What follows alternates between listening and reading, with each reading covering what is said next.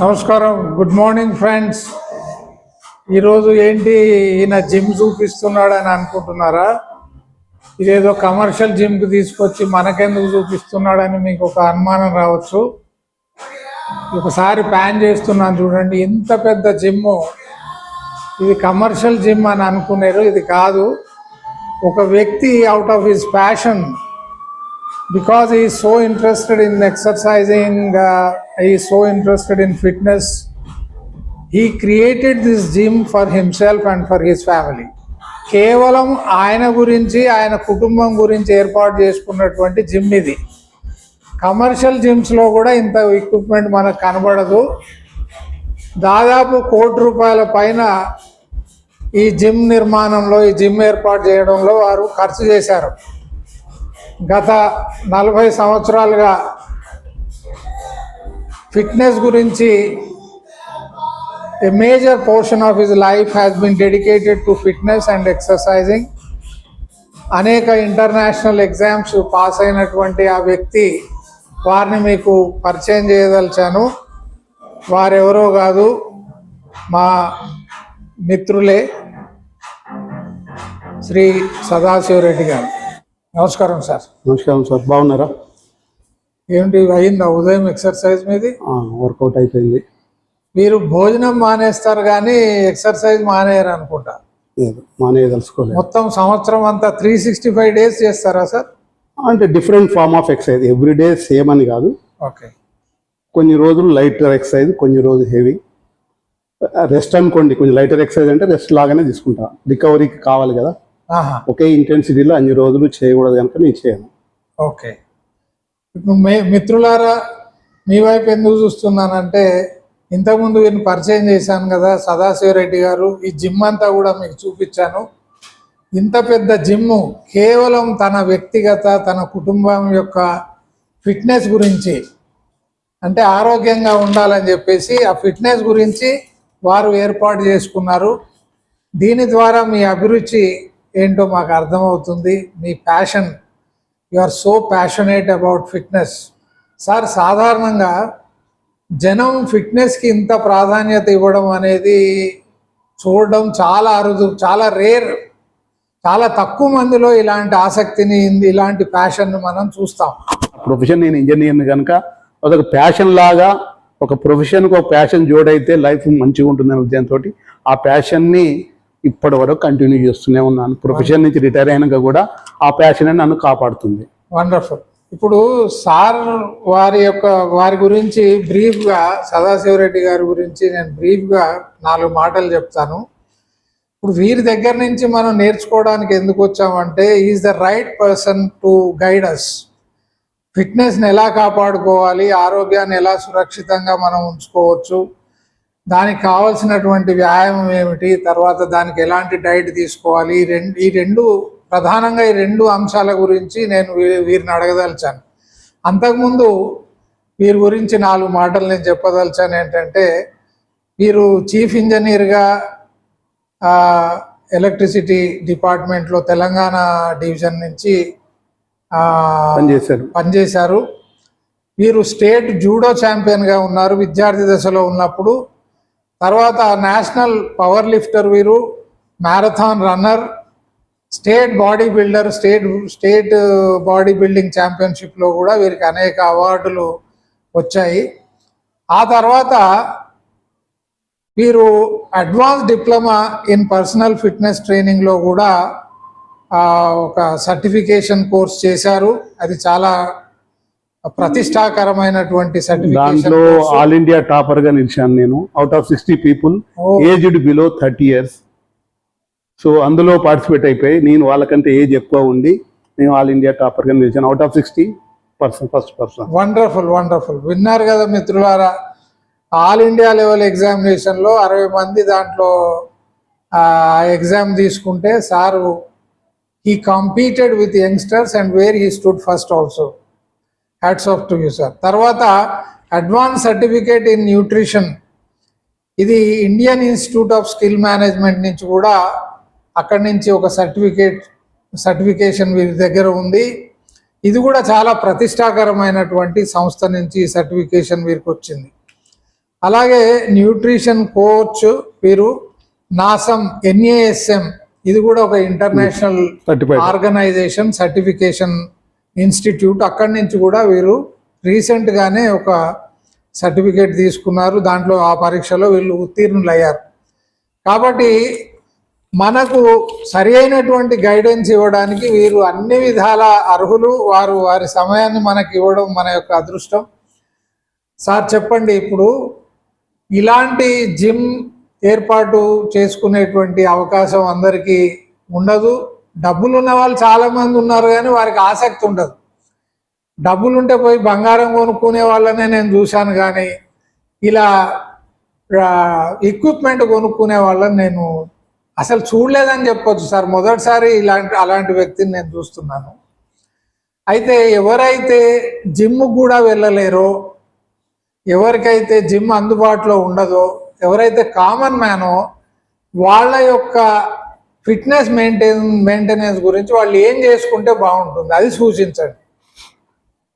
అంటే ఒకటిసారి మీరు చెప్పినట్టు ఎవరు ఇటువంటి జిమ్ పెట్టారంటే పెట్టే అవసరం లేదు. యాక్చువల్గా మనం అయితే ఎలాగైతే మంచి మంచి బట్టలు, బ్రాండెడ్ బట్టలు కొనుక్కోవాలని కోరికలు ఎలా ఉంటాయో, నాకు అటువంటి కోరికలే ఉన్నాయి దీంట్లో. అందరికీ ఎలాగైతే విల్లాలు కట్టుకోవాలా, అక్కడో ఫ్లాటు ఇక్కడో ఫ్లాటు, ఇంట్లో అటాచ్డ్ బెడ్రూమ్లు, బాత్రూములు, థియేటర్లు అవన్నీ ఎలా పెట్టుకోవాలంటారో, నాకు అలా కాకుండా అటాచ్డ్ జిమ్ ఉండాలనే కోరిక నాకు కలిగింది. సో అటాచ్డ్ జిమ్, ఈ జిమ్ అనేది ఇప్పటిది కాదు, ఇది ఒక 30 years నుంచి నా వెంట తిరుగుతుంది. 30 years, 45 years బ్యాక్ కొన్న ఎక్విప్మెంట్ ఇందులో ఉంది. లేటెస్ట్గా 1 year బ్యాక్ కొన్న ఎక్విప్మెంట్ కూడా, 2 months బ్యాక్ కొన్న ఎక్విప్మెంట్ కూడా ఉంది. నా ఉద్యోగరీత్యా ఎక్కడికి ట్రాన్స్ఫర్ అయిపోయినా, నాకు సొంత ఇల్లు ఎక్కడికి ట్రాన్స్ఫర్ అయితే అక్కడికే పోయి రెంటెడ్ ఇంట్లో ఉండేవాడిని. ఆ రెంటెడ్ ఇంట్లో ఒక బెడ్రూము, మిగిలిన రూములు, హాల్ అంతా జిమ్ తోటే నిండిపోయేది. 2 లారీల సామాను ఈ జిమ్ము, నాది ఒక చిన్న టెంపోలో నా ఇంట్లో ఎక్విప్మెంట్, ఒక 2 కార్ట్లు అంతే, మా ఫ్యామిలీస్ తోటి. ఎక్కడ పోతే ఆఫీస్ పక్కన కిరాయికి తీసుకోవాలా, ఎక్విప్మెంట్ అందులో డంప్ చేయాలా, నెక్స్ట్ డే నుంచే అక్కడ చేయడం మొదలు పెట్టాలా. అయితే ఈ జిమ్ ఏర్పాటులో ఎన్ని సంవత్సరాల శ్రమ ఉంది సార్ మీది? నా సేవింగ్స్ మొత్తము నా పిచ్చి ఏంటంటే, ఏ మాత్రం మంత్లీ 2 months ఒకసారి 3 months సేవ్ అయినా కానీ సెర్చ్ చేసి ఒక కొత్త ఎక్విప్మెంట్ కొనుక్కొని రావడమే, యాడ్ చేయడమే. ఈ జిమ్లో స్పెషాలిటీ ఏంటంటే, ఇప్పుడు అన్ని జిమ్లలో ట్రెడ్మిల్స్ 10 ఉంటాయి, 5 ఉంటాయి, సైకిల్ 10 ఉంటాయి. నాది ఏదైనా యూనిక్. ఈ ఎక్విప్మెంట్ ఒకటే ఉంటుంది. ఆ ఒక్కటే కూడా బ్రాండెడ్, వరల్డ్లో number 1 brand for the type of equipment. Suppose arc trainer అని ఉన్నది. ఆర్క్ ట్రైనర్ అంటే సైబెక్స్ నెంబర్ 1 అంటే ఆ కంపెనీది ఆర్క్ ట్రైనర్. అదే అన్నట్టుగా ఎవరైనా, ఈవెన్ ట్రంప్ కూడా చేయాలన్నా కానీ సైబెక్స్ కంపెనీ ఆర్క్ ట్రైనరే చేయాలా. ఓకే, అర్థమైందా? ఇప్పుడు రోయింగ్ మిషన్ ఉంది, కాన్సెప్ట్ నెంబర్ 1. ఆ కాన్సెప్ట్ లో రోయింగ్ మిషన్ తప్ప వేరే ఏది పాపులర్ కాదు, మంచి అంత బాగుండవు. ఆ ఎక్విప్మెంట్ ఆ బ్రాండ్ లో అదే ఆ ఎక్విప్మెంట్ తయారు చేసింది వాడే. సో ట్రంప్ ఏది చేయవలసిన అదే చేయాల. సో ఒక్కొక్క ఎక్విప్మెంట్ స్పెషల్ ఏరి కోరి వాళ్ళలో ఏదైతే నెంబర్ 1 గా ఆ టైప్ ఆఫ్ ఎక్విప్మెంట్ ఉందో అదే పర్చేజ్ చేశారు. ఎంత అమౌంట్ అనేది 1 నెల తోటి సేవింగ్ తోటి కొంటామా, సంవత్సరం సేవింగ్సా, 2 years సేవింగ్సా, 3 years సేవింగ్స్ కానీ పక్కన పెడితే సేవింగ్ చేసి ఆ ప్లాన్ చేసుకొని కొనుక్కోవడము.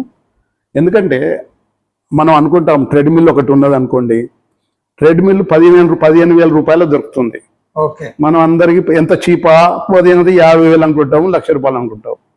ఇప్పుడు నేను ఇక్కడ కొన్న ట్రెడ్మిల్ 15 సంవత్సరాలు అయింది. 15 సంవత్సరాల క్రితము 5.5 లక్షలు పెట్టి కొన్నాను.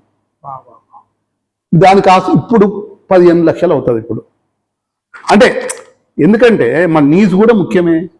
ఇప్పుడు సాధారణంగా ఎట్లా ఆలోచిస్తారంటే 15.5 సంవత్సరాల క్రితం మీరు 5 లక్షలు ఇన్వెస్ట్ చేస్తే ఏదైనా ప్లాట్ మీద ఈ రోజు అది ఇక చెప్పలేనంతగా ఎదిగేది అది.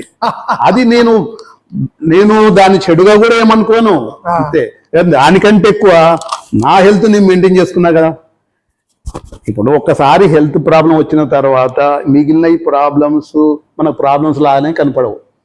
ఏ ఫైనాన్షియల్ ప్రాబ్లం కావచ్చు, ఎనీ అదర్ ఫ్యామిలీ ప్రాబ్లం కావచ్చు, హెల్త్ ప్రాబ్లం ముందు బలాదూరం మనం కేర్ చేయం కదా. సో అది రాకుండా, హెల్త్ ప్రాబ్లం రాకుండా కాపాడుకోవడమే ముఖ్యమని నేను అనుకుంటా. సార్ ఇప్పుడు క్వాలిటీ ఆఫ్ లైఫ్ అని వింటుంటాం. క్వాలిటీ ఆఫ్ లైఫ్ అంటే ఏంటి సార్, కొద్దిగా చెప్పండి అసలు. మీరు ఒక టెక్నికల్ క్వశ్చన్ అడిగారు. జనరల్గా మనం ఏం చేస్తుంటాం అంటే, అందరు హార్ట్ అటాక్ పోతారు కదా.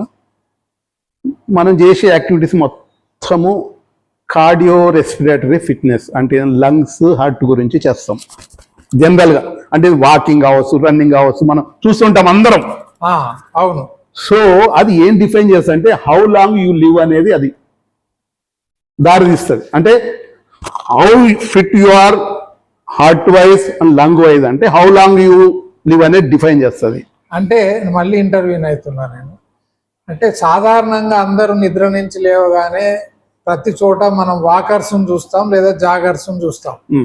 అంటే ఎవరైతే నడకను వ్యాయామంగా లేదా చిన్నగా జాగింగ్ చేయడాన్ని వ్యాయామంగా భావిస్తారో వాళ్ళ యొక్క ఊపిరితిత్తులు, వాళ్ళ యొక్క గుండె పదిలంగా ఉంటాయని అనుకోవచ్చా? అనుకుంటాం. డెఫినెట్ గా అది కూడా మిత్తేనా? కొంతవరకు ఓకే. అది అంటే ఆ వాకింగ్ లో కూడా ఎలా చేస్తాం అనేది ముఖ్యం. అది దానివల్ల ఇంకోటి అంటే నేను దాన్ని కంప్లీట్ చేసే ముందు ఏంటంటే, that is how long you live, but how well you live అనేది దాంతో రాదు. How well you live is a different subject. నీకు అది దోహదపడదు. నీ హార్ట్, నీ lungs, how well you live అనేది నీకు దోహదపడదు. ఇంకా కొద్దిగా విపులంగా చెప్పండి sir. Quality of life quality of life depends on your mobility, daily functioning. Okay. You have to function your daily activities without any pain, without any assistance in later ages. అంటే నేను దాని తెలుగులో చెప్తా. శరీరంలో ఎలాంటి అసౌకర్యం ఉండకూడదు. జాయింట్స్ లో గాని, కండరాల్లో గాని ఎలాంటి నొప్పి గాని, లేదా కొందరికి చాలా ఏండ్ల నుంచి ఎన్నో గూఢమైనటువంటి ఇబ్బందులు ఉంటాయి సార్. అంటే చాలా ఇబ్బందులు ఉంటాయి. సరిగ్గా బెండ్ కాలేరు, సరిగ్గా కూర్చోలేరు, సరిగ్గా నిలబడలేరు. ఇవన్నీ మనం చూస్తుంటాం. వయసు పెరిగే కొద్దీ సర్వసాధారణంగా మనకు కనబడుతూ ఉంటాయి. సో క్వాలిటీ ఆఫ్ లైఫ్ అంటే మీరు చెప్పిన దాన్ని బట్టి నాకు అర్థమైంది ఏంటంటే, శరీరంలో వయస్సుతో నిమిత్తం లేకుండా ఎలాంటి అసౌకర్యం ఉండకూడదు. మనవళ్ళతోటి ఆడుకునే పరిస్థితి ఉంటే యు ఆర్ ఫిట్ అన్నట్టు. మనవరాళ్ళతోటి యాక్టివ్ గా ఇన్వాల్వ్ అయితే fit. Okay. So that is how well you live అనేది బియాండ్ సర్టన్ ఏజ్. సో దానికి ఏంటంటే, మీరు మస్కులర్ ఎండ్యూరెన్స్ అంటే ఏంది, మీ మజిల్స్ ని కాపాడుకుంటేనే. మజిల్ ఇది లాంజెవిటీ ఆర్గాన్ అంటారు.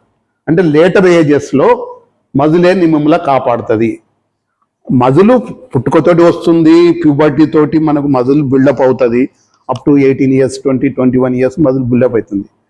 దాని తర్వాత దాన్ని ఎప్పటికీ రెగ్యులర్గా మనం స్టిమ్యులేట్ చేయకపోతే ఈ సార్కోపెనియా అనే ఏజింగ్ డిసీజ్ తోటి ఎవ్రీ ఇయర్, ఎవ్రీ డికేడ్కు ఒక 10% you be losing your muscle. So మనం ఎంత మజిల్ స్టాక్ ఒక స్టేజ్లో పెట్టుకుంటే మన డిపాజిట్ లాగా, కరెన్సీ డిపాజిట్ లాగా, మన బ్యాంక్ బ్యాలెన్స్ లాగా అట్లీస్ట్ కొంత అట్రిబ్యూట్ పెట్టుకొని ఉంటే ఖర్చులకు వాడుకున్న కొద్దీ, సంవత్సరాలు గడిచిన కొద్దీ మళ్ళీ చివరిలో కూడా కొంత బ్యాలెన్స్ మిగిలితే అది మిమ్మల్ని కాపాడుతుంది. అంటే ఇప్పుడు సార్ నాకు అర్థం కాదు, సామాన్యమైన భాషలో చెప్పాలంటే, ఇప్పుడు శరీరంలో ఎముకలు ఉన్నాయి, కండరాలు ఉన్నాయి, సరే వేరే ఇంటర్నల్ ఆర్గన్స్ ఉన్నాయి, వాటి జోలికి పోము. ఇప్పుడు మీరు చెప్పిన దాన్ని బట్టి నాకు అర్థమైంది ఏంటంటే, యాజ్ ఏ రా పర్సన్, బికాజ్ నేను నిష్ణాతుణ్ణి కాదు, మనం కండరాలను అన్నిటినీ ఉపయోగించము అనేది కూడా ఒక డౌటే. అన్ని కండరాలను మనం డైలీ ఉపయోగిస్తామా? మీరు వాడంది ఎముకల్ని వాడరు, యాక్చువల్ గా వాడేది కండరాలనే. ఓకే. ఎముకలు ఓన్లీ ఫ్రేమ్. ఓకే. దాన్ని మూవ్ చేయాలంటే ఎముక ఎప్పుడు మూవ్ కాదు. దాన్ని ఒక మజిల్ ఉన్నది కదా, దాని అటాచ్మెంట్ ఒక బోన్ నుంచి ఇంకో బోన్కు ఇంటర్లింక్ అయ్యే మజిల్స్ ఉన్నాయి కదా, అది లిగమెంట్స్ కావచ్చు, టెండన్స్ కావచ్చు, యాక్చువల్ ఇట్స్ మజిల్ కావచ్చు.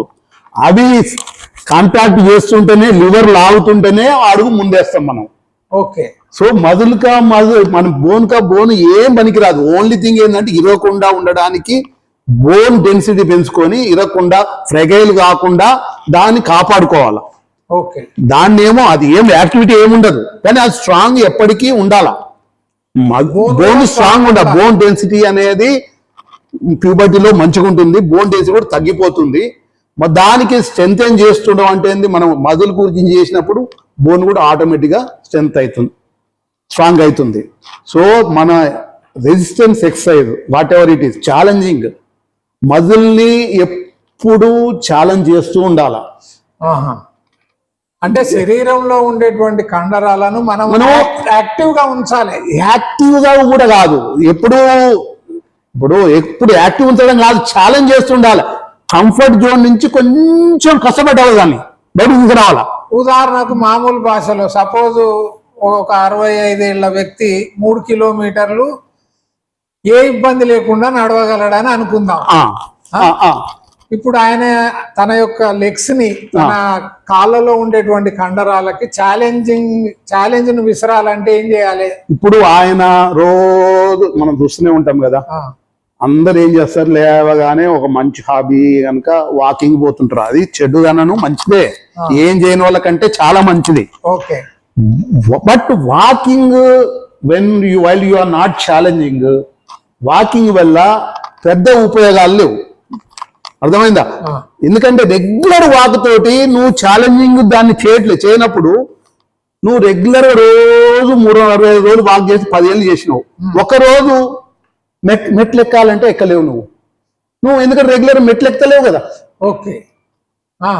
మెట్లు ఎక్కడానికి ఏ మదులు యూజ్ అవుతుంది అనేది నీకు అలవాటు తెలియదు, దానికి అది స్ట్రాంగ్ లేదు. అదే అన్న సార్, శరీరంలో ఉండే అన్ని కండరాలకు కూడా మనము వ్యాయామం అనేది ఇవ్వాలి. ప్రతి బాడీ పార్ట్ కు వ్యాయామం అనేది ముఖ్యం. ఏది వీక్ పార్ట్ ఉంటే అది ఎగిరిపోతుంది.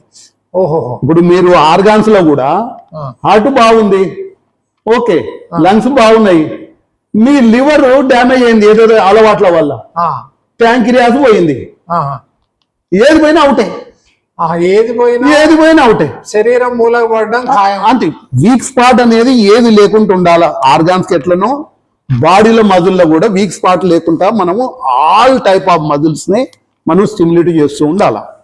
అలా స్టిమ్యులేట్ చేయాలంటే వ్యాయామం ఏదైతే ఎక్సర్సైజ్ చేస్తున్నో అది మార్చి చేయాలనా ఎలా? ఇప్పుడు జనరల్ గా ఏంటంటే కొంతమంది జిమ్ పోయిన వాళ్ళు ఏమంటారంటే పోగానే చేతులకు ఇలా ఇలా చేసేసేసి ఇలా చేసి అనుకొని వస్తారు డంబెల్స్. సో వ్యాయామం చేసేది ఓన్లీ చేతుల కాదు, చేతులు చేస్తే నీ బాడీలో 5% పార్టే చేయనిది. Okay. So total body cover అయ్యేది, ఆల్ జాయింట్స్ కవర్ అయ్యే మూమెంట్స్ అనేది ముఖ్యం. Functional movement, all joints cover కావాలంటే కాంపౌండ్ ఎక్సర్సైజ్ అంటారు దాన్ని. అంటే ఏంది, కూర్చొని లేచినప్పుడు ఒకటి చూడండి, కూర్చొని లేచినప్పుడు లోవర్ బాడీ అవుతుంది, గ్లూట్స్ అవుతుంది, కాఫ్ అవుతుంది, ఇది స్టెబిలైజ్ అవుతుంది.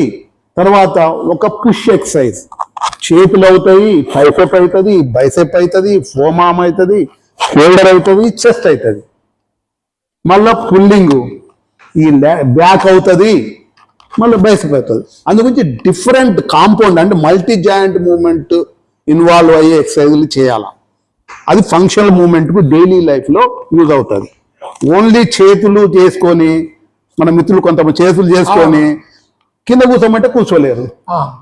అంటే లిమిటెడ్ ఎక్సర్సైజెస్ అంటే ఒక సెట్ ఆఫ్ ఎక్సర్సైజెస్ ఉన్నాయి అనుకుందాం, అవి రోజు చేసినవే చేస్తూ పోవడం వల్ల పెద్దగా ప్రయోజనం అనేటువంటిది ఉండదు. ఎలాగైతే రోజు వాకింగ్ చేయడం వల్ల ప్రయోజనం లేదని చెప్పాను నేను, పెద్దగా ప్రయోజనం ఎలా లేదో అదే పార్కులో అందరు ఏం చేస్తారంటే వాకింగ్ చేసిన తర్వాత ఎక్సర్సైజ్ ఏమనుకుంటారంటే చేతులని ఇలా ఇలా ఇలా ఇలా ఇలా ఇలా ఇలా చేసేసి ఎక్సర్సైజ్ చేసినాం అనుకుంటారు. అవును. మీరు యాక్చువల్ ఏం చేస్తున్నారు అంటే అన్ని వార్మప్ చేస్తున్నారు, వదిలేస్తున్నారు. వాకింగ్ చేసిండ్రు, వెరీ గుడ్, అడుగు చేసిండ్రు, మిగిలిన అన్ని జాయింట్స్ ఫ్రీ చేసుకున్నారు, ఫ్రీ చేసి అసలు పని చేయట్లేదు. ఏం చేయాలి అప్పుడు ఇంకా? అసలు పని అసలు పని a challenging activity. Okay okay. So you are ready for doing challenging activity. కానీ ఛాలెంజింగ్ యాక్టివిటీ ఎందుకు చేయాలో మీకు తెలియదు. సో అసలు పని వదిలేసేసి దారేసి జబర్దారేసి పోతున్నారు. అది తెలిసి తెలియక చాలా మంది తెలియకనే అది ఓన్లీ వాకింగ్ ఎక్సర్సైజ్ అనుకుంటారు, వార్మప్ ఎక్సర్సైజ్ అనుకుంటారు. అవును, అది ఓన్లీ ప్రిపరేషన్. సో దీంట్లోనే 1 hour అయిపోయింది కదా ఇంకేం చేస్తాం అంటారు. అవును, ఇది 1 hour చేసిన ఛాలెంజింగ్ యాక్టివిటీ 10 నిమిషాలు చాలు డైలీ. అసలు ఉదాహరణకు ఛాలెంజింగ్ యాక్టివిటీస్ లో 1-2 ఇప్పుడు మీరు ఏం చేస్తారు? డిప్స్ కొడతారు అనుకోండి. సపోజ్ డిప్స్ కొడతారు అనుకోండి. మీరేం కొడతారు? 10-12 కొట్టేస్తారు. యాక్చువల్గా మీరు ఒక 1,00,000 రూపాయలు ఇస్తాను అన్నారు అనుకోండి, ఛాలెంజ్ చేస్తారు అనుకోండి, 15-16 చేస్తారు కదా. అవును, 17 రాదు అనుకోండి. మీరు మరి 17-15 చేస్తున్నప్పుడు 10తో ఎందుకు ఆపేసిండ్రు? ఓహో. So you should go near to the failure. Near to failure అంటే నీ నాట్ ఫెయిల్ అంటే మళ్ళీ లేవలేనంత కాదు. 15 చేయగలుగుతారు అనుకుంటే 13 అసలు 10 వరకు వేస్ట్ చేసేదాన్ని. 10-12 వరకు చేసేవన్నీ వృధానే. అంటే ఏ ఎక్సర్సైజ్ వ్యాయామాన్ని మీరు సౌకర్యంగా చేస్తారో అది ఉపయోగం లేదు. సౌకర్యంగా చేసుకొని బయటపడడం అనేది వృధా. సౌకర్యంగా అయిపోయిన తర్వాత ఇంకా కొద్దిగా స్ట్రెచ్ చేయండి. కొంచెం ఆ 2 రిపిటేషన్లు 10 నుంచి ఒక 5 వరకు ఉన్నాయి కదా, కనీసం 3 నియర్ టు ఆ 3 తోటే బాడీ ఛాలెంజ్ అవుతుంది. అమ్మ నాకు ఏదో కష్టాలు వచ్చినాయి అని దీన్ని నేను కొంచెం పెంచుకోవాలి, గట్టి కావాలని అప్పుడు గట్టిగా అవుతుంది. దాని తర్వాత ఎక్సర్సైజ్ చేసి బంద్ చేసి ఇంటికి పోయిన తర్వాత తిన్న తర్వాత ఆ పని స్టార్ట్ చేస్తుంది. నెక్స్ట్ వర్కౌట్ వచ్చే వరకు కొంచెం స్ట్రాంగ్ అవుతుంది. అది అప్పుడు 16 చేసే పరిస్థితి తీసుకొస్తుంది. అంటే శరీరానికి మనం ఒక సవాల్ని ఛాలెంజ్ ని విసిరితే అంతే, అది దానికి సిద్ధమవుతుంది. అంతే అంతే సిద్ధమై క్రమక్రమంగా ఆ స్థాయిని మించి ఇంకొక వ్యాయామం కూడా చేయగలదు. అది అంటే 15 చేయగలిగినటువంటి శరీరం ఈసారి 20 కూడా చేయడానికి సిద్ధం అవుతుంది. ఒకవేళ మనం ఏజ్ వస్తున్న కొద్దీ అట్లీస్ట్ 15 కాపాడుకుంటుంటది. ఓ సైడ్ ఏజ్ ఇప్పుడు 30 వరకు పెరుగుతూనే ఉంటది. 15 నుంచి 16 నుంచి పోతాం, 30-35 ఇయర్స్ పోతాం. ఒక 40 తర్వాత పెంచడం అనేది పాతవాడికి కష్టం. కొత్తవాడు అంటే మళ్ళీ 10 నుంచి 15 తయారవుతాడు. అట్లీస్ట్ మెయింటైన్ చేస్తుంది. అట్లీస్ట్ ఆ కెపాసిటీని ఇంకా 90 ఇయర్స్ 80 ఇయర్స్ వచ్చే వరకు కూడా మెయింటైన్ చేసే ప్రయత్నం చేస్తుంది. ఎప్పుడు ఛాలెంజ్ చేస్తూ ఉండాలి. అదొకటి. ఈ ఛాలెంజ్ అనేది యూత్ లో ఉన్నప్పుడే విసరడం కాదు, ఏ ఏజ్ లో అయినా ఛాలెంజ్ ఇసరొచ్చు మనం. అంతే, నెవర్ టూ లేట్. సో వయస్సుతో నిమిత్తం లేకుండా మనం మన ప్రయత్నంలో ఉంటే శరీరం సహకరిస్తుంది తప్పకుండా. దాని యొక్క ఫిట్నెస్ లెవెల్స్ కూడా పెరుగుతాయి. అవును, పెరగడం వల్ల జీవితంలో ఎలాంటి పని చేసుకున్నా గానీ మనకి ఇబ్బంది లేకుండా సౌకర్యవంతంగా చేసుకోవడానికి వీలవుతుంది. అంతే అంతే అంతే. అలసిపో దాన్ని ఎంజాయ్ చేస్తున్నావు, లైఫ్ ని ఎంజాయ్ చేస్తున్నావు. Quality of life. Quality life అనుకున్నది. బస్సు కొంచెం 2 అడుగులు ఫాస్ట్ చేసి బస్సు ఎక్కొచ్చు, బస్సు నుంచి దునుకోవచ్చు, నీకేం కాదు. నువ్వు మెట్లు ఎక్కనన్నప్పుడు ఆ మెట్లు దిగడం మెట్లు ఎక్కలేనప్పుడు ఇంట్లో మెట్లు ఎక్కలేవు కదా. బస్సు ఎలా ఎక్కుతావు? కొంచెం రన్నింగ్ బస్సు ఎలా ఎక్కుతావు? అవును, ఎక్కడం అవాయిడ్ చేయడం అనేది జాగ్రత్తగా ఉండాలి. కానీ దాన్ని మనం సేఫ్ గా ప్రాక్టీస్ చేసుకోవాలా. వేరే టైంలో జాగ్రత్తగా ఉండొచ్చు, ఎందుకు ఎక్కాలా అనేది ఓకే. కానీ ఇంట్లో మాత్రం ప్రిపేర్ అయితే ఉండాలి. ఇప్పుడు ఉదాహరణకి ఎవరైనా కేదార్నాథ్ యాత్రకే పోయిందనుకోండి, అక్కడ అకస్మాత్తుగా 15 కిలోమీటర్లు పర్వత ప్రాంతంలో ఎగుడు దిగుడుగా ఉండే చోట నడవాల్సిన పరిస్థితి వస్తే చాలా మంది ఆయాస పడిపోవడం, చేద్దామని అనుకొని మధ్యలోనే విరమించుకోవడం, కొంతమందికి హార్ట్ అటాక్ వచ్చి చనిపోవడం, ఇలాంటివి మనం వింటుంటాం. దానికి కారణం ఇదే అయి ఉంటుందా? అంతే అంతే, డెఫినెట్ గా. అంటే శరీరాన్ని కష్టపెట్టకుండా సుఖంగా జీవిస్తూ వచ్చి అకస్మాత్తుగా ఏదైనా పని చేయదు, అవసరం పడి చేయవలసి వచ్చినప్పుడు చేయలేవు, అది చేయడానికి ప్రయత్నం చేసినప్పుడు ఫెయిల్ అయిపోతాం. పెద్ద పెద్ద సెలబ్రిటీస్ కూడా అంతే కదా. ఒకప్పుడు బాగా చేసేసి మొత్తం ఆఫ్ చేసేసి నేను ఇంతకుముందు చేసినా కదా అని అదే లెవెల్లో చేయడానికి ప్రయత్నం చేసినప్పుడు ఈ మధ్య చాలా మంది జిమ్ లో చనిపోయిన వాళ్ళు పెద్ద సెలబ్రిటీస్ అనిపిస్తారు కదా. అది జిమ్ చేయడం వల్ల కాదు, ఇంతకుముందు చేసిన వాడే ఆ, ఇప్పుడు చేయడం ఆఫ్ చేశాడు, హ్యాబిట్స్ మారిపోయాయి, ఆ. చేయాలనే అవసరం వచ్చింది. ఇప్పుడు చేయగలిగి ఇంతకుముందు చేశాను కదా, చేస్తానని నమ్మకం ఉన్నది, ఆ, ఆ, జాగ్రత్త పడలేదు, హార్ట్ రేట్ అనేది పెరిగిపోతుంటది కదా. ఆ, ఆ. మనం హార్ట్ రేట్ ఎప్పుడు కండిషనింగ్ చేస్తూ ఉండాలి. కండిషనింగ్ అంటే ఏంది? ఇప్పుడు ఒక స్టెప్ శరీరాన్ని కండిషనింగ్ అంటే ఏం లేదండి, శరీరాన్ని ఒక అలవాటుకి గురి చేస్తుండాలి. అలవాటు గురి చేస్తుంటే కొంచెం ఎక్కువ టార్గెట్ ఉన్నా కానీ ఏం కాదు నీకు. ఆ, ఇప్పుడు మెయిన్ గా పల్స్ రేట్ అనేదే కదా. Pulse rate 220 minus your age. Suppose your 60 అనుకోండి, ఆ, నాకు ఇప్పుడు 67. ఇప్పుడు మీరు 220 మైనస్ 60, 160 వరకు మీరు పల్స్ రేట్ మానిటర్ చేసుకుంటాం. ఆహా, ఆహా. సో 160 కూడా మీరు హార్ట్ ఏం ఫెయిల్యూర్ కాదు. దాని సేఫ్ సైడ్ ఏం చేస్తాం, 160లో 80%, అంటే 140 దాటకుండా మనం ప్రాక్టీస్ చేస్తున్న కొద్దీ ఇప్పుడు 140 సపోజ్ ఈ స్టెప్స్ ఎక్కుతున్నారు, ఈ ఒక 10 స్టెప్స్ ఉన్నారు, 10 స్టెప్స్ ఎక్కే వరకు 140 అయింది అనుకోండి. అది 10 రోజుల తర్వాత ప్రాక్టీస్ చేస్తే 130 దాటదు మీకు 10 స్టెప్ల తర్వాత కూడా. ఓహో, ఆహా. సో హార్ట్ రేట్ ని కండిషనింగ్ చేయాలా. సో వాడడం ద్వారా, శరీరాన్ని మనం ఉపయోగించడం ద్వారా ప్రయోజనాలు, లాభాలు ఎక్కువ ఉన్నాయి. కానీ దాన్ని మూలకు పడేసి సెడెంటరీ లైఫ్ స్టైల్, ఎలాంటి పని లేకుండా ఆహారం మాత్రం యథావిధిగా తీసుకుంటూ, నచ్చినంత ఆహారం తినుకుంటూ దానికి పని కల్పించకపోతే నష్టమే. ఇంకొకటి నష్టమేనా? తప్పకుండా. ఇంకొకటి మనం అనుకుంటాము, ఎక్సర్సైజ్ చేస్తే అన్ని అయిపోతాయి, రోజు నేను గంటన్నర సేపు బాగా ఎక్సర్సైజ్ చేశాను జిమ్లో, ఇక నేను చేసే అవసరం లేదనేది కూడా తప్పే. గంటన్నర, ఇప్పుడు మీరు 24 గంటలలో గంట చేస్తారు, మ్యాక్స్ 2 గంటలు చేసే వాళ్ళు ఉన్నారు అనుకోండి. సరే, గంట సేపు వాకింగ్ చేస్తే మీరు ఎన్ని క్యాలరీస్ బర్న్ చేస్తారు? Suppose 60 minutes into fast brisk walking చేస్తే per minute 5 calories. 5. Okay. So 60 minutes fast walking చేసిరు అనుకోండి, 300 calories మ్యాక్స్ ఒక రోజులో. మీరు చేయలేరు సార్. చేస్తే ఓకే, దాని వల్ల మీ ఆరోగ్యం బాగవుతుందా? కాదు. ఎందుకంటే 300 calories ఎంత? ఒక పిజ్జా పీసు, లేదా ఒక జ్యూస్ గ్లాసు, 2 బౌల్ల అన్నము, అంతే అంతే అంతే. ఒక ఐస్ క్రీమ్ కానే కాదు, ఆ లెవెల్ 300. లేదా 2 పెద్ద కొంతమంది అయితే ఒక పెగ్గు మందు. ఓకే. సో మనము ఎక్సర్సైజ్ తో సహా మెయిన్ గా డైలీ లైఫ్ లో వి ఆల్వేస్ కీప్ మూవింగ్. అంటే ఎప్పుడు మనము మొబైల్ ఉండాలి, అంటే ఏ అవకాశం యాక్టివ్ ఉండాలి, యాక్టివ్ లైఫ్ స్టైల్ ఉండాలి. నేను పైల్వాన్ని కదా అని చెప్పి బాగా చేసేసి పడుకొని కోచ్ మీద పడుకొని టీవీ చూస్తే అది నేను కాపాడలేదు.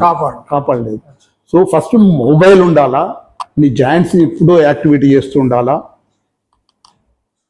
నువ్వు క్యాలరీ అనే ఇప్పుడు, ఎందుకంటే మెయిన్గా సపోజ్ మీరు డైలీ రిక్వైర్మెంట్ ఆఫ్ క్యాలరీస్ 2000 అనుకోండి, అది ఎంత క్యాలరీ ఏమో చెప్పొచ్చు. అది 2000లో మీ డైలీ ఫంక్షనింగ్కు మీ ఆర్గాన్స్ డిఫరెంట్, బ్రెయిన్ కావచ్చు, లంగ్స్ కావచ్చు, కిడ్నీస్ కావచ్చు, లివర్ కావచ్చు, బేసిక్ మెటాబాలిక్ రేట్ అనేదే ఒక 1400 దానికే కావాలా.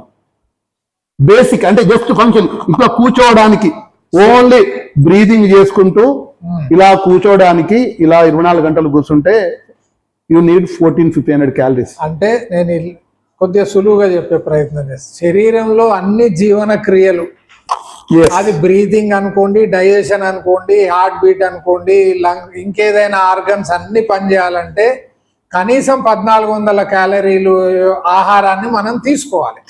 1400 calories నువ్వు కన్జ్యూమ్ చేస్తూ అంత మినిమం తీసుకోవాలి. మీరు ఎక్సర్సైజ్ తోటి ఏం చేస్తున్నారు? డైలీ 1 hour చేస్తే 300 calories ఖర్చు చేస్తున్నారు, అంతే కదా. So 1400 plus 300 1700. మీరు ఎక్కువ తిన్నారనుకోండి, 300 గ్రాములు, 300 calories మనం తిన్నాం అనుకోండి, అది ఫ్యాట్ లాగానే కన్వర్ట్ అవుతుంది.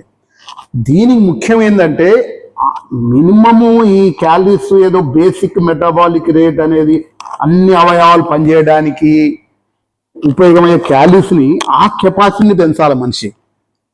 అంటే చాలా అర్థం కాలేదు సార్. మీరు 1400 క్యాలరీస్ మామూలుగా కూర్చోవడానికి, పడుకోవడానికి, లేవడానికి ఏం పని చేయకుండా మీకు 1400 క్యాలరీస్ కావాలి కదా. కావాలి. మీకు 1400 క్యాలరీస్ అవసరం. నాకు ఎంత కావాలో తెలుసా? ఎందుకు మీరు నాకు 2200 కావాలి నా బేసిక్ మెటబాలిక్ రేట్. 2200 లేకపోతే నేను సస్టైన్ కాలేను. ఎందుకంటే నా మజిల్ మాస్ ఎక్కువ. సో క్యాలరీ బర్నింగ్ అనేది జరిగేది మజిల్ మాస్ మీద డిపెండ్ అయి ఉంటది. అంటే ఒక వ్యక్తి శరీరంలో ఈ కండరాల యొక్క శాతం ఎంత ఉందనా? కండరాలు అంటే ఫ్యాట్ మైనస్, అంటే టోటల్ మాస్ మైనస్ ఫ్యాట్ ఎంత ఉందనేది. ఓకే. సో మజిల్ అనే కాదు, నీకు బోన్స్ కావచ్చు, ఆర్గాన్స్ కావచ్చు, ఎక్స్క్లూడింగ్ ఫ్యాట్ ఎంత ఎక్కువ ఉంటే అంత సేఫ్టీ. నువ్వు అంత సేఫ్టీ. ఏది ఎక్కువ ఉండాలి? మజిల్ ఎక్కువ ఉండాలి. మజిల్ ఎక్కువ ఉంటే ఏమవుతుందంటే మీరు ఎక్సెస్ తిన్నా గానీ ఆ గ్లూకోజ్ ని డిస్పోజ్ చేస్తుంది. ఓకే. మనం తినగానే నాకు మజిల్ ఎక్కువ ఉంది అనుకోండి, గ్లూకోజ్ మాయమైపోతుంది, వెంటనే గుంజేస్తుంది.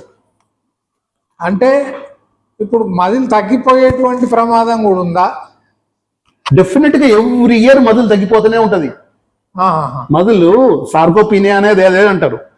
ఎవ్రీ ఒక ఏజ్ తర్వాత మనం ఏం చేయకుండా ఉంటే, అంటే మామూలు డైలీ వాకింగ్ చేసినా ఏం చేసినా ఫిజికల్ గా మజిల్ ని ఛాలెంజ్ చేయకుండా ఉండుంటే, సరిగ్గా ప్రోటీన్ ఫుడ్ తీసుకోకుండా ఉండుంటే ఎవ్రీ ఇయర్ మజిల్ 1% పడిపోతూనే ఉంటది న్యాచురల్ గా. ఏజ్ తోటి ఏజింగ్ డిసీజ్ అంటారు అది. అది పోతూనే ఉంటుంది. అందుకని మజిల్ ని కాపాడుకుంటే అది మిమ్మల్ని కాపాడుతుంది. ఇది లాంజెవిటీ ఆర్గాన్ అంటారు. ఇప్పుడు మజిల్ ని మనం మెయింటైన్ చేయాలంటే ఎంత ప్రోటీన్ తీసుకోవాలి సార్? సపోజ్ నేను ఒక 70 కిలోల శరీరం నాది, నా వెయిట్ బాడీ వెయిట్ 70 kgs అనుకుందాం. ఎంత ప్రోటీన్ తీసుకోవాలి నేను? ఇప్పుడు అంటే లేటెస్ట్ సైన్స్ ఏం చెప్తుందంటే minimum requirement 0.8 grams per pound అనేది ఇక బేసిక్ అంటే బేసిక్. 0.8 grams per pound. కేజీల లెక్క చెప్పండి సార్. 0.8 grams పర్ కేజీ అనేది అసలు మినిమం అంటే మినిమం. బిలో దట్ అసలు కష్టం. సో అంటే సపోజ్ మీరు 60 కిలోలు ఉన్నారనుకోండి, 48 గ్రాముల ప్రోటీన్ కంటే తక్కువ అనేది ఎటువంటి పైసలు తీసుకోవద్దు. ఎక్కువైనా పర్వాలేదు. ఎక్కువ అనేది 2 grams పర్ కేజీ, అంటే 120 grams వరకు. 50 నుంచి 120 grams వరకు. 120 దాటినా నష్టమేం లేదు. ఓకే. సో ఇది మినిమం బేసిక్ చెప్తున్నాను నేను.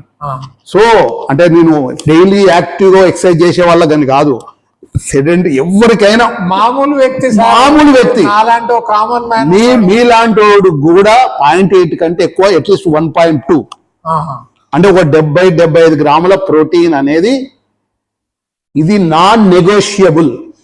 మీరు ఏమి కార్బోహైడ్రేట్స్ ఏం తినకున్నా బతకగలుగుతారు, చాలా రోజులు బతకగలుగుతారు. ప్రోటీన్ అనేది మాత్రము తినకుండా ఉంటే మజిల్ లాస్ అయిపోయి చాలా ఇబ్బందులు వచ్చేస్తాయి. ఇదేంటంటే రిజనరేటివ్ ప్రోటీన్ అనేది మనం డైలీ టిష్యూస్ మజిల్ అనేది కెటాబాలిజంలో బ్రేక్ అవుతుంటది. దాన్ని మళ్ళీ రిజనరేట్ చేయాలంటే ప్రోటీన్ అనేది పనికొస్తుంది. మజిల్ రిజనరేట్ అవుతూనే ఉంటది, ఎవ్రీ డే బ్రేక్ డౌన్ అవుతుంది. ఇప్పుడు ఇట్లా అంటే ఏయో మజిల్ ఫైబర్స్ బ్రేక్ అవుతాయి, మీకు తెలియదు. మైక్రోటైర్స్ ఒక కేజీ కావచ్చు, ఏమైనా కావచ్చు, ఇట్లా మజిల్ ఫైబర్స్ బ్రేక్ అవుతాయి.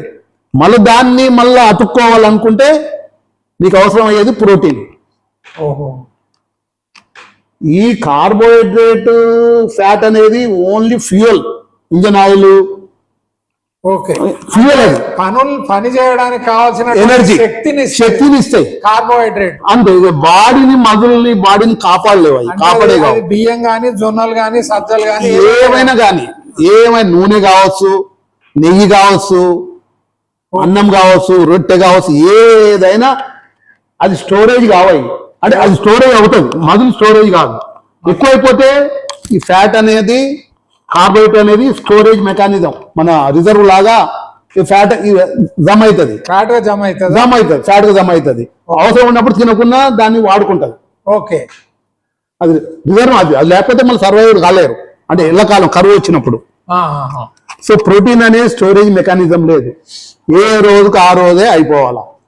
ప్రోటీన్ ఏ ఏ పదార్థాలు తీసుకుంటే బాగుంటది? కొద్దిగా క్లుప్తంగా చెప్పండి. ఏ ఏ పదార్థాలు మనం? ప్రోటీన్ అనేది అంటే 2 రకాలు ఉంటుంది. నేను మళ్ళీ ఒకసారి గుర్తు చేస్తాం మా ఆడియన్స్కి. మిత్రులారా, మన బాడీ వెయిట్ ఎంత ఉందో, శరీరం యొక్క బరువు ఎంత ఉందో దాని ప్రకారం 1 కేజీ మన శరీరం బరువు అయితే కనీసం 1.2 గ్రామ్స్ 1.2 గ్రామ్స్ల ప్రోటీన్ తప్పకుండా తీసుకోవాలి. రోజు తీసుకోవాలి, క్రమం తప్పకుండా తీసుకోవాలి. ఒకవేళ శరీరంలో ఉన్నటువంటి కండరాలు గనక డ్యామేజ్ అయితే అవి నిత్యం అవుతూనే ఉంటాయి. వాటిని తిరిగి పునర్నిర్మాణం మనం చేసుకోవాలి. చేసుకోకపోతే ఆ డ్యామేజ్ అనేటువంటిది భవిష్యత్తులో మనకు చాలా ఘోరమైనటువంటి విపత్తులను, ఆపదలను తెచ్చిపెడుతుంది. అంతే కదా మీరు? కరెక్ట్ చెప్పారు. సో ఇప్పుడు ప్రోటీన్ దేంట్లో ఉంది సార్? ప్రోటీన్ ఒకటి veg source, non veg source. So ప్రతి దాంట్లో ప్రోటీన్ ఉంటుంది, ఎంత పర్సెంటేజ్ అనేది ముఖ్యం. Okay. So non veg sources లో ప్రోటీన్ పర్సెంటేజ్ ఎక్కువ ఉంటుంది, ఓకే. వెజిటేరియన్ సోర్సెస్ లో ప్రోటీన్ పర్సెంటేజ్ తక్కువ ఉంటుంది. ఓకే.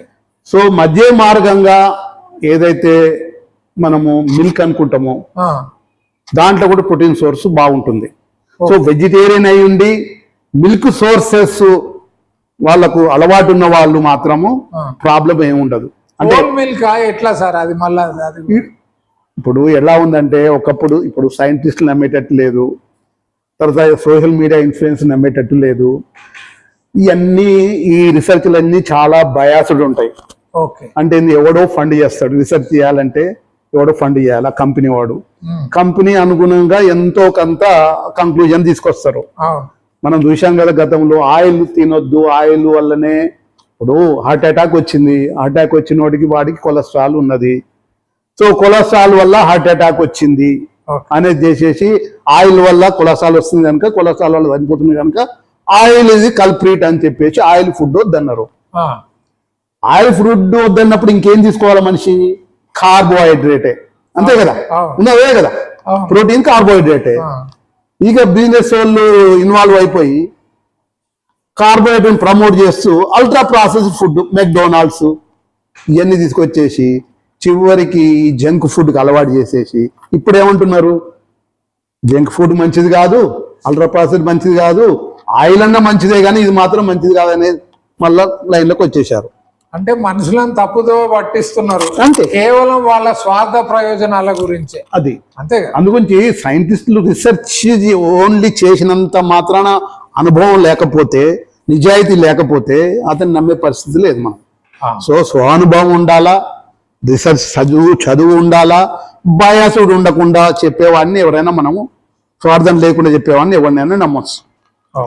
సో ఈ ప్రోటీన్ అనేది ఎందుకు ముఖ్యము అంటే, రిజనరేటివ్ అనేది ఒకటి చెప్పుకున్నాము.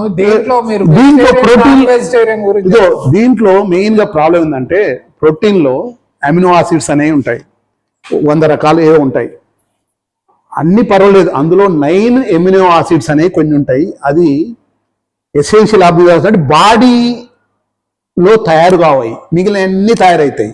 ఒక 9 ఎసెన్షియల్ యాసిడ్స్ అనేది బాడీలో తయారు కాదు, ఎక్స్టర్నల్ సోర్స్ ద్వారా తీసుకోవాలా.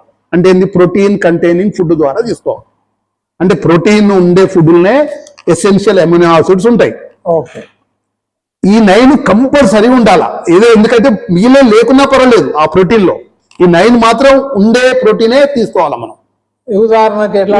ఉదాహరణకు కామన్ మ్యాన్ బేసిక్ చెప్పాను నేను. 9 దేంట్లో ఉంటాయంటే నాన్ వెజ్ సోర్సెస్ లో ఉంటాయి, no problem. Non veg chicken కానీ, మటన్ కానీ, ఫిష్ కానీ, నో డౌట్ అన్ని ఉంటాయి. తర్వాత ఎగ్గులో ఉంటాయి,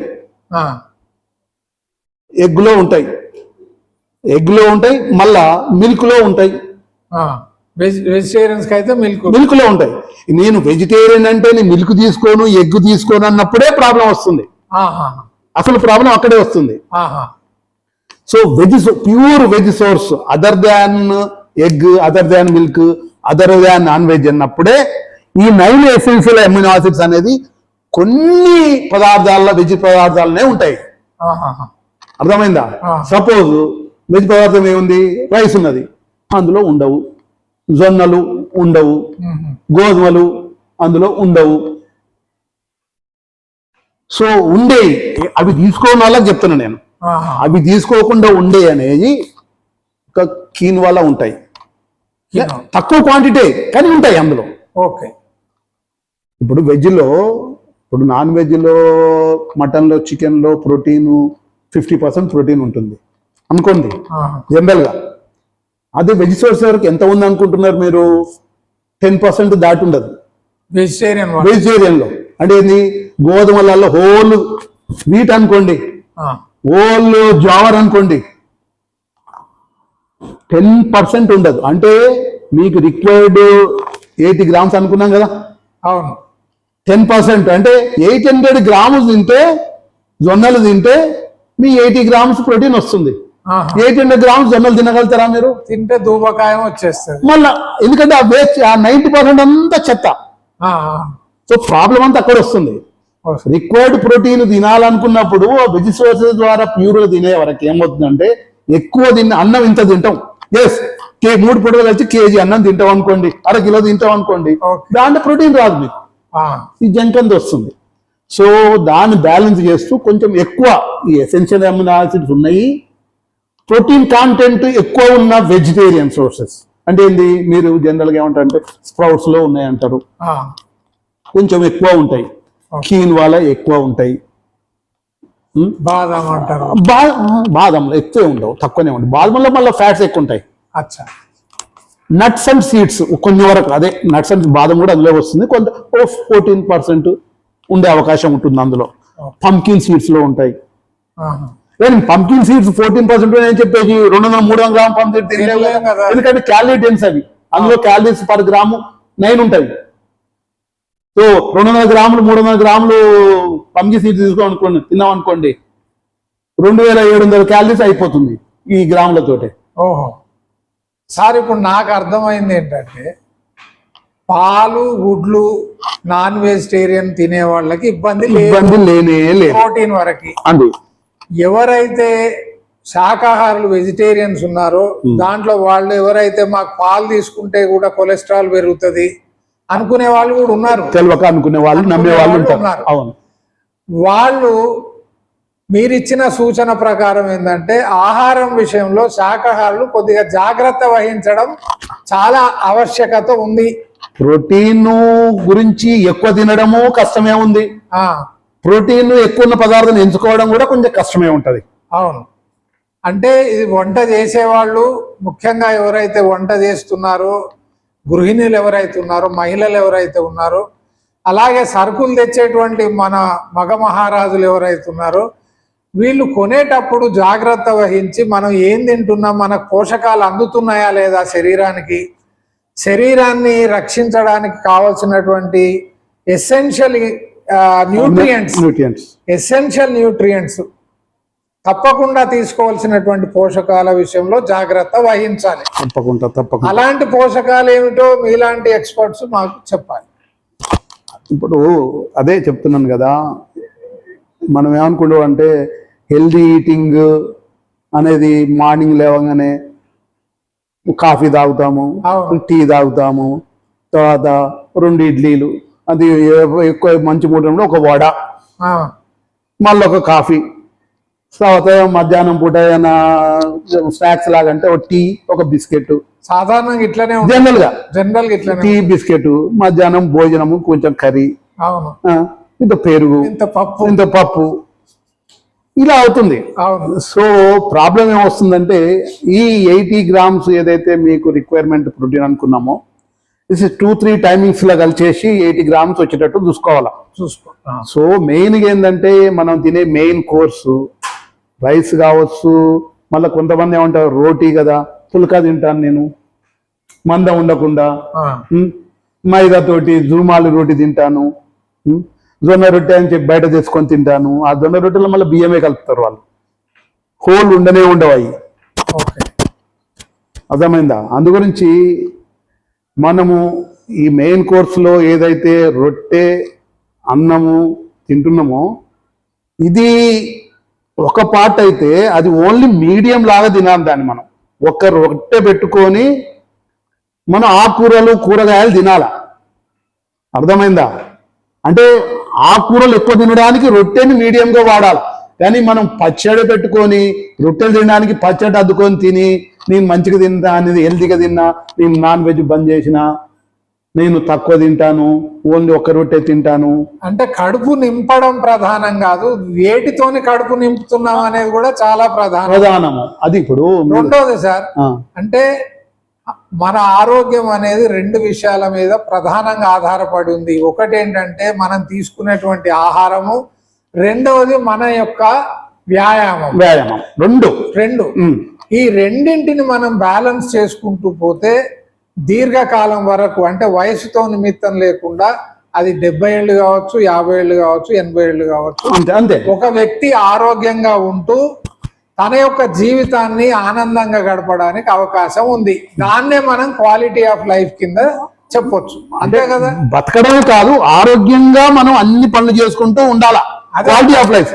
మనం ఇప్పుడు ఎన్నాళ్ళు జీవిస్తాము, పైల్వాన్ అయితే ఎక్కువ జీవిస్తారు అనేది కాదు నేను చెప్పేది. బతుకున్నన్ని రోజులు ఆరోగ్యంగా తన పనులు తాను చేసుకుంటూ క్వాలిటీ ఆఫ్ లైఫ్ మెయింటైన్ చేస్తాడు. అనుకున్న ప్రదేశాలు పోగలుగుతాడు, అనుకున్న పనులు చేయగలుగుతాడు. అటువంటిదే క్వాలిటీ ఆఫ్ లైఫ్. సో దీనికి మీరు చెప్పినట్టు న్యూట్రిషన్ బ్యాలెన్స్, యాక్టివిటీ బ్యాలెన్స్ చేసుకోవాలా. సో మనము ఏదో లైట్ గా భోజనం చేస్తున్నాము, తొందరగా అరిగే భోజనము అనేది కూడా తప్పు. రెండు ఇడ్లీలు మంచియే. దాంట్లో ఇడ్లీలో ఆ కాంబినేషను ఏమున్నది, అందులో పదార్థాలు ఏమున్నాయి, ప్రాసెస్ బాగా చెరిగున్నాయి. పల్సటి తెల్లటి ఇడ్లీ తీసుకొచ్చేసి నీ ఇడ్లీ తిన్నా కరిగిపోతుంది, వేడి వేడి కరిగిపోతుంది అని తినడం అనేది ఉపయోగం లేదు. అది జంక్ ఫుడ్, పిజ్జా బర్గర్ లాగానే. అది తెల్లటి ఇడ్లీ, మెరిసిపోయే ఇడ్లీ ఉపయోగం లేదు. అలా మినపప్పు లేకుండా, ఎక్కువ కాంటెంట్ లేకుండా, కొంచెం ఆ గ్రాన్యువల్స్ లాగా ఉండకుండా, సాలిడ్ పార్టికల్స్ ఉండకుండా, దాన్ని గ్లైసెమిక్ ఇండెక్స్ అనేది అంటే షుగర్ రేజింగ్ క్వాలిటీని తగ్గియకుండా, దాంట్లో కొన్ని యాడ్ చేయకుండా మనం డైరెక్ట్ గా మింగేసి, వేడి వేడి మింగేసి ఇడ్లీ తిన్నాను, మంచి డైజెషన్ అయిపోయింది, హాయిగా ఉంది ప్రాణం అనేది తప్పది. అటువంటి ఫుడ్ కాకుండా సేషియేటింగ్ ఫుడ్ తీసుకోవాలి మనం. అంటే సేషియేటింగ్ అంటే తింటే ఒక 4-5 గంటల పాటు అరకుండాని కాదు, కడుపు ఫుల్ గా ఉండి ఆకలి కాకుండా ఉండి మనం యాక్టివ్గా ఉండాలి. ఒక్కసారి గ్లూకోజ్ పెరిగేసేసి మత్తు వచ్చేసినట్టు నిద్రపోయేటట్టు అనిపించి గుమ్ముగా ఉన్నది, పెరుగుతోటి తిన్నాను, ఇది తిన్నాను, అన్నం తిన్నా, మంచి వేడి వేడి, అది తప్పదు. అది అంతే గ్లూకోజ్ స్పైక్ వచ్చేస్తే అది it will get convert into fat. Glucose spike ని మనం రాకుండా ఉండే ఫుడ్ అంటే with combination of whole grains, whole carbohydrates combination with salads and protein foods. అంటే డైజెస్టివ్ అంటే కార్డు లాంటిది, ఇవి ఎంజైమ్స్ ఉన్నది, అదే ఫర్మెంటెడ్ ఫుడ్స్ తోటి తీసుకుంటే డైజెషన్ మంచిగా అవుతుంది, సేషియేటింగ్ ఉంటుంది. మనకు పెద్ద ఖర్చు కూడా లేదండి. ఖర్చు కాదు. మీరు చెప్పే ఆహారం నేను ఒక సెంటెన్స్ లో చెప్పదలుచుకున్నాను ఏంటంటే, హోల్ గ్రెయిన్స్ తో చేసినటువంటి కార్బోహైడ్రేట్స్, అవును, ఉడకబెట్టినవి, ఏ జొన్న అన్నము, ఓట్స్, ఉడకబెట్టిన ఓట్స్, ఉడకబెట్టిన మిల్లెట్స్, బ్రౌన్ రైస్ కూడా కొంచెము, వాటి combination with vegetables, leafy vegetables, మళ్ళా నెయ్యి లాంటిది కావచ్చు, మళ్ళీ ప్రోటీన్ తగు మోతాదులో ప్రోటీన్ అంటే నాన్ వెజ్, ఎగ్ కావచ్చు, ఏదైనా కావచ్చు, స్ప్రౌట్స్ కావచ్చు, దాని మీద స్ప్రౌట్స్ స్ప్రింకిల్ చేయొచ్చు దేనిలైనా కానీ, వాటితోటి తీసుకుంటే ఏం కాదు, సరిపోతుంది. సో సాధారణంగా ఏంటంటే ఈ మీరు చెప్పేటువంటి ఆహారం అంత రుచికరంగా ఉండకపోవచ్చు, రుచిగా చేసుకోవచ్చు. రుచికరంగా ఉండకపోవడం అనేది నేను అనుకున్నా, నాన్ వెజ్ కంటే ఇది రుచికరంగా చేసుకోవచ్చు. కొంచెం స్ప్రింకిల్ చేసుకుంటే చాలా బాగుంటది. నట్స్ అండ్ సీడ్స్ కొంచెం పైన స్ప్రింకిల్ చేసుకొని, కొంచెం మామూలుగా ఏదైనా కానీ ఫ్రూట్స్ ఇవి దానిమ్మ గింజలు కానీ ఏదైనా, ఇప్పుడు ఓట్స్ ఉన్నాయి, ఓట్స్ తినబుద్ధి కాదు ఎవరికైనా, మా బాధ అనిపిస్తుంది, తింటుంటే ఏంది జీవితం అనిపిస్తుంది. దాన్ని టేస్ట్గా చేసుకోవచ్చు. దాంట్లో కాంబినేషన్ లో దానిమ్మ గింజలు వేసుకోవచ్చు, ఏదైనా కానీ ఇప్పుడు ఫ్లాక్ సీడ్స్ చల్లుకోవచ్చు, ఏది నట్స్ అండ్ సీడ్స్ కొంచెం చల్లుకొని మంచిగా చేసుకోవచ్చు, నెయ్యి చేసుకొని మంచిగా తినొచ్చు. సో కొద్దిగా ఆలోచిస్తే మనము అంతే, పౌష్టికాహారంతో పాటు దాన్ని రుచికరమైన ఆహారంగా కూడా తయారు చేసుకోవచ్చు అనేది అదే మీరు అందు గురించి మనకు తెలిసి ఉండాలా. ఇప్పుడు మనం పిజ్జా తినొద్దని నేను అనను, బర్గర్ తినొద్దను, బిస్కెట్ తినొద్దనను, టీ తాగొద్దనను.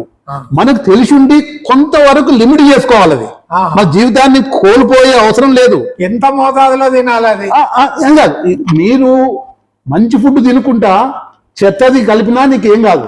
రిక్వైర్డ్ మంచి ఫుడ్ తినుకుంటా పైన కొంచెం పడ్డా ఏం కాదు. రిక్వైర్మెంట్ అయితే ఫుల్ఫిల్ చేసుకోవాలా, ప్రోటీన్ రిక్వైర్మెంట్ ఫుల్ఫిల్ చేసుకోవాలా, గుడ్ ఫ్యాట్స్ ఫుల్ఫిల్ చేసుకున్న తర్వాత పైన ఎక్స్ట్రా పడ్డా can get away. Okay sir, ఇక్కడ ఆపుదాము.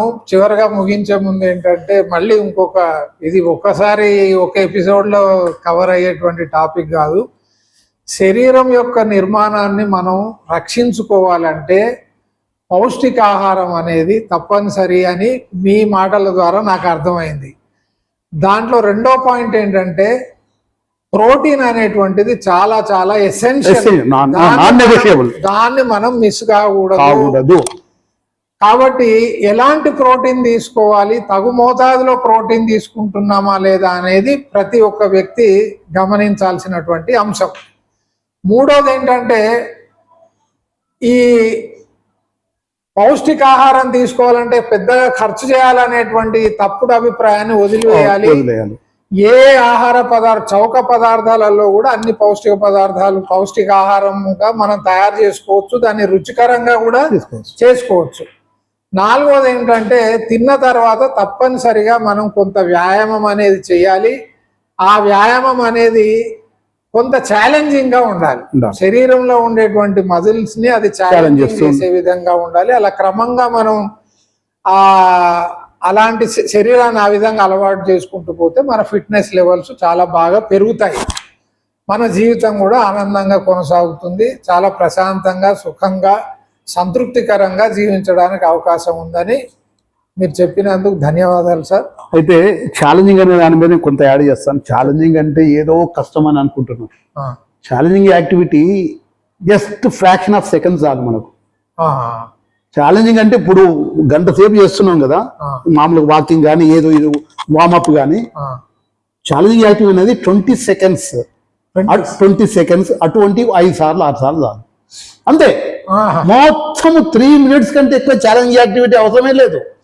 ఎనీ ఆ వర్కౌట్ అనేది 20 seconds మించి దాటే అవసరం లేదు. ఎందుకంటే 20 seconds కంటే ఎక్కువ ఛాలెంజింగ్ చేస్తే నీ హార్ట్ రేట్ పంప్ అయిపోతుంది. అంటే మెట్లు ఏంటి, ఒక స్టేర్ మెట్లు టకటకటే కెక్కేయండి, 2 చాలు, అంతే. ఇక మీరు గంట సేపు మెట్లు ఎత్తినే ఉండే అవసరం లేదు. స్కిప్పింగ్ ఒక 30 చేయండి, టకా టకా టకా టకా టకా 30 చేయండి, అది ఛాలెంజ్ యాక్టివిటీ. బాగుంది, అంతే. అందుగురించి high intense challenge activity continuous process కాదు.